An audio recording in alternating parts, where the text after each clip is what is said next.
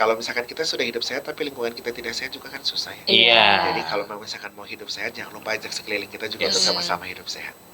Mengajak supaya sekeliling kita lebih waspada itu jangan sampai kayak sinetron gitu. Kalau Iya. udah kena baru Baru, gitu kan. iya. Nah justru mungkin dengan tidak berhenti melakukan promote seperti kerjasama San Sadikin dengan MCT Radio itu untuk mengajak semua orang supaya you don't have to be afraid gitu. Iya. Jangan takut, jangan khawatir bahwa pengobatan juga udah maju, udah Iya, lebih betul.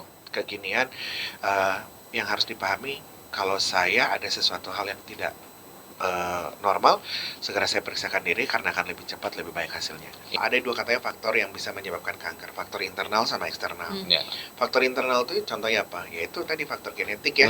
Jadi kalau kita sudah punya riwayat turunan, apa kita bisa bikin kanker? Bisa. Secara data 10-20% bisa kena secara genetik. Terus yang kedua mungkin yang faktor internal ini adalah tadi usia yang tidak bisa kita rubah, jenis kelamin yang tidak bisa kita rubah. Sedangkan kalau untuk faktor eksternal itu adalah faktor yang seharusnya bisa kita rubah secara diri kita sendiri. Contohnya apa? Faktor lingkungan. Tidak sehat, lingkungan yang tidak sehat, merokok, asap polusi udara, makanan-makanan yang kurang sehat. Termasuk yang perlu dipahami juga bahwa ternyata kanker itu bisa berasal dari infeksi virus atau bakteri. Kita kenal juga kan ya, seperti kanker serviks yang karena virus, juga karena ada bakteri juga pada kanker lambung, karena ada Helicobacter pylori, Epstein-Barr virus pada radang tenggorokan atau saluran pernafasan.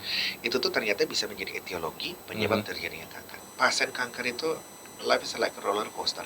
Jadi ketika kondisinya baik, dia mentalnya bagus, tapi ketika dia turun, dia jatuh dalam keadaan depresi yang berat. Nanti dia coba naik lagi, jatuh lagi, karena we never know.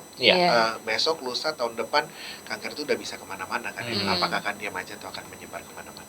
Saya tidak akan pernah berhenti untuk menyuarakan untuk Bapak Ibu semua listener di sana untuk tetap menjaga badan dan lebih aware sama yang namanya kanker. Kalau saya tidak berhenti, mudah-mudahan Bapak Ibu juga tidak berhenti untuk menyuarakan orang-orang di sekeliling Anda untuk tetap aware sama kanker. Karena kalau bukan kita, Anda, kamu, siapa lagi?